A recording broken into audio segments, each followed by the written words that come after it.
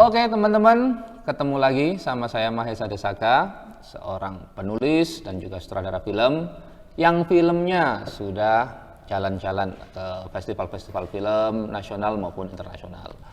Nah, dari pengalaman tersebut, yang paling penting itu adalah penulisan skenario. Walaupun perlu diingat oleh teman-teman semua ya bahwa penulisan skenario ini bagian dari proses sebuah produksi film yang mana itu disesuaikan dengan karakter masing-masing pembuat filmnya maupun suasana atau environment dari industrinya. Jadi seperti misalnya sutradara macam Wong Kar-wai maupun sutradara dari Indonesia Garin Nugroho itu terkenal dengan tidak menulis skenario. Nah, tapi itu balik lagi, itu adalah preferensi dari seorang Wong Kar-wai maupun Garin Nugroho. Tapi buat kita semua dan teman-teman semua yang suka dan pengen belajar film, dalam proses belajarnya, saya pikir sih harus memulai untuk menulis skenario. Jadi kenapa pentingnya harus menulis ya gitu? Padahal kan sutradara-sutradara yang saya sebut tadi itu nggak menulis skenarionya gitu. Karena dalam konteks belajar, kita menulis skenario itu kita belajar untuk mengelaborasikan apa yang ada di dalam pikiran kita. Kita mencoba untuk membreakdown, membedah, lalu mengembangkan ide-ide kreatif kita dalam sebuah tulisan. Jadi tulisan itu sangat penting karena orang yang pintar ngomong misalnya itu ketika disuruh nulis belum tentu bisa gitu mengelaborasikan obrolannya yang runtut tadi. Nah, jadi penulisan skenario atau penulisan dalam film itu menjadi hal yang penting khususnya buat kita semua yang sedang pengen belajar bikin film. Gitu. Nah, sebelum kita masuk gimana sih cara membuat skenario, kita perlu tahu apa sih sebenarnya skenario itu gitu. Skenario itu kalau dalam bahasa Inggris biasanya disebutnya dalam menjadi sebuah screenplay. Jadi screenplay gitu. Ada yang akhirnya sedikit bingung dengan script gitu.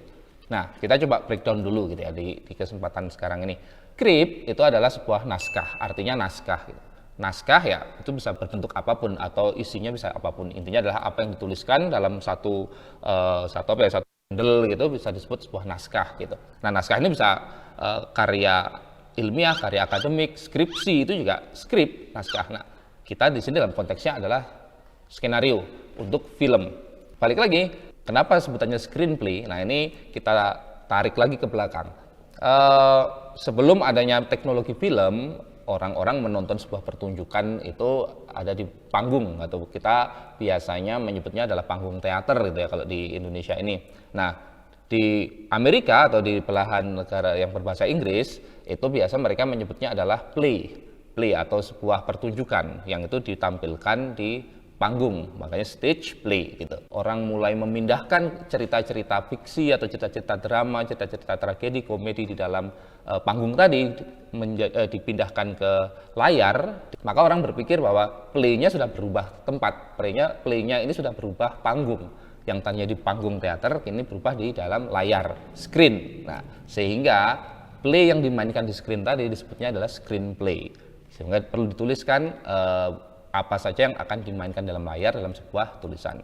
Nah, itu adalah secara penyebutan screenplay tadi. Jadi teman-teman ketika nantinya ingin belajar film atau bersama teman komunitas, kampus, sekolah itu mulai membiasakan untuk ngomong menulis skenario, jangan menulis skrip karena skrip bisa macam-macam gitu ya.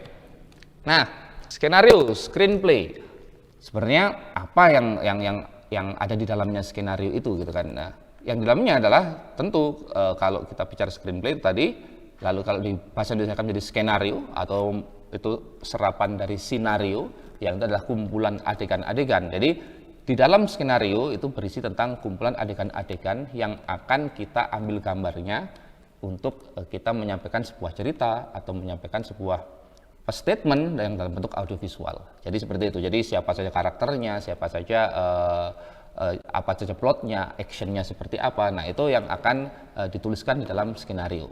Nah, sebelum kita akan masuk ke dalam skenario yang lebih mendalam lagi secara teknis, kita perlu tarik lagi fondasi awal dalam kita akan menulis skenario. Balik lagi ya, logikanya adalah belajar menulis atau membuat penulisan itu kita belajar untuk mengelaborasikan apa yang ada di dalam pikiran kita, apa ide-ide kreatif kita coba elaborasikan. Nah, Langkah awal dalam kita mau menulis untuk film, kita perlu yang namanya sebuah ide. Nah, ini yang biasanya paling seru nih. Tapi ada juga beberapa teman-teman yang gimana sih cara cari ide kok buntu ya gitu. Gimana ya caranya cari ide ya? Harus kemana ya? Apakah harus di kamar mandi terus ya selama berapa jam nggak nemu-nemu ya, buntu banget. Nah, itu adalah beberapa hal permasalahan-permasalahan dalam mencari ide.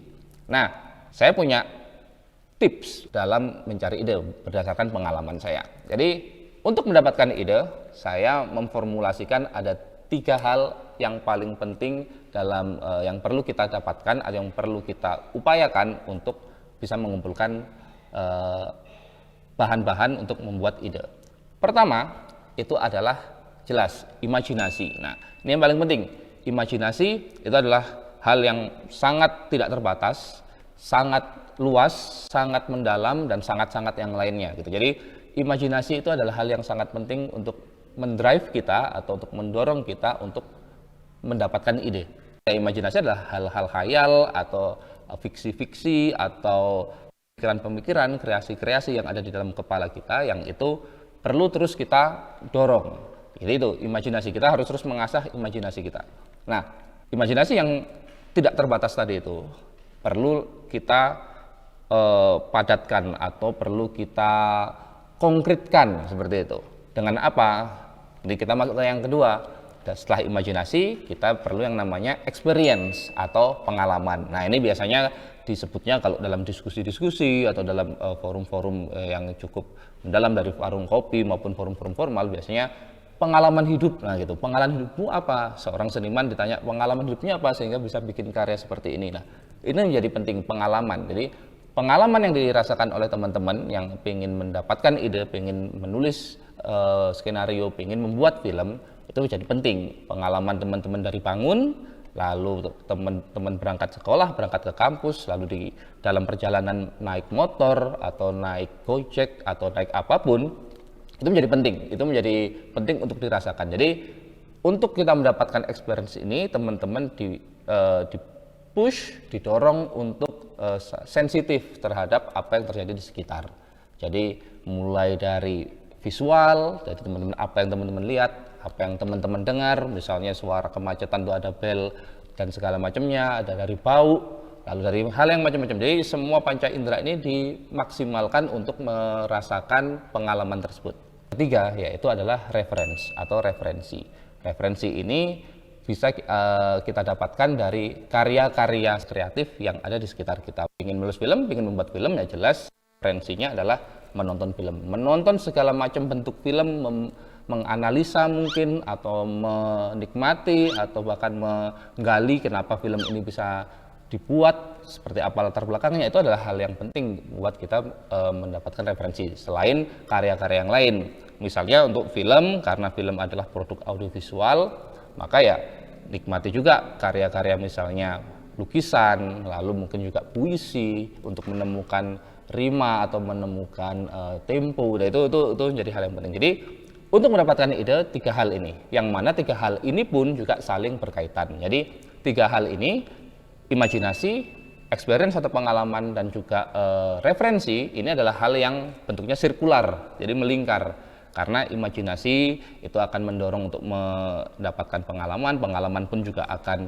menciptakan imajinasi baru, begitu juga referensi, referensi itu akan merangsang adanya imajinasi yang lain, lalu mendorong kita untuk mengalami sesuatu. Nah, itu semuanya ini akan saling terkait. Jadi 3 hal ini adalah hal yang paling penting untuk membuat ide. Nah, lalu bagaimana cara kita untuk memulai ketika kita sudah mengalami ini?